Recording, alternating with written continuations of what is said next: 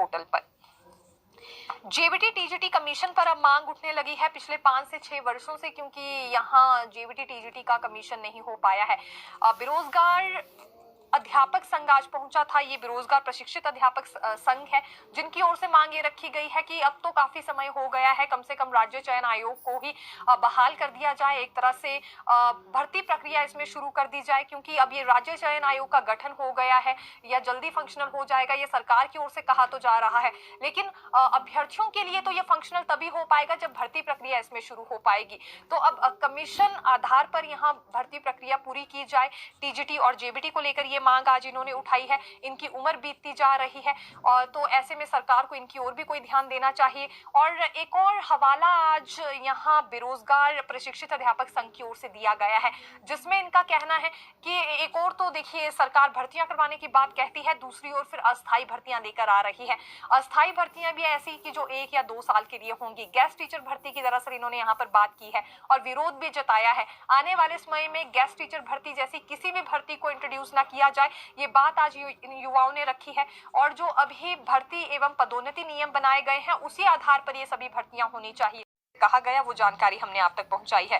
देखिए, अब जो पूर्व में ठियोग से विधायक रह चुके हैं राकेश सिंघा, इन्होंने सरकार को चेतावनी दी है। एक तरह से चेतावनी भी कह सकते हैं या नसीहत भी हम कह सकते हैं, क्योंकि पिछले कल जेओआईटी पोस्ट कोड 817 के अभ्यर्थियों से मिलने के लिए ये गए थे। इन अभ्यर्थियों के साथ ये बैठे, उनके हालात जाने, और इस बीच अभ्यर्थियों ने फिर से क्योंकि वही बात दोहराई कि सुप्रीम कोर्ट का ऑर्डर आ गया है, फिर भी रिजल्ट घोषित नहीं किया जा रहा है इनके पोस्ट कोड में, और कम से कम कंडीशनल नियुक्ति तो दी ही जा सकती है अगर विजिलेंस जांच भी जारी है।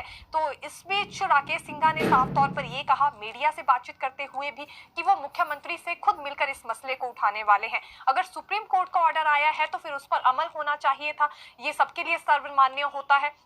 ऐसे में सरकार इसमें देरी बरत रही है, कमेटी का गठन कर रही है, जो कि उचित नहीं है। सुप्रीम कोर्ट का ऑर्डर सीधे तौर पर लागू होना चाहिए, बजाय इसके कि उस पर कमेटी गठित की जा रही है या और ज्यादा समय इस पर लिया जा रहा है। और मुख्यमंत्री सुखू सदन में एक बारी नहीं बल्कि 2 से 3 दफा ये बात कह चुके हैं कि सुप्रीम कोर्ट से रिजल्ट घोषित करने का कोई ऑर्डर नहीं आया है, बल्कि पदोन्नति नियमों की व्याख्या उसमें सुप्रीम कोर्ट की ओर से की गई है। तो ये बात समझने की आवश्यकता है अभ्यर्थियों को। लेकिन इस पूरे मामले में सरकार गंभीर है, संवेदनशील है।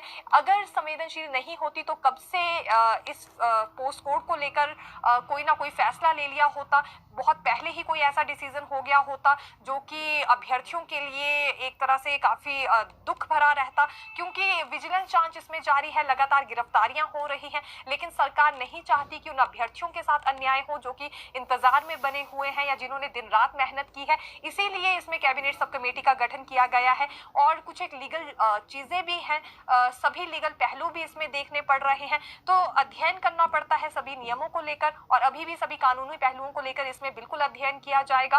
फिर कैबिनेट सब कमेटी की ओर से जो रिपोर्ट पेश की जाएगी, उसी की सिफारिश के आधार पर अब इनके रिजल्ट को लेकर फैसला लिया जाएगा, क्योंकि ये संभव नहीं है कि विजिलेंस जांच के दौरान इसमें कंडीशनल नियुक्तियां दे दी जाए।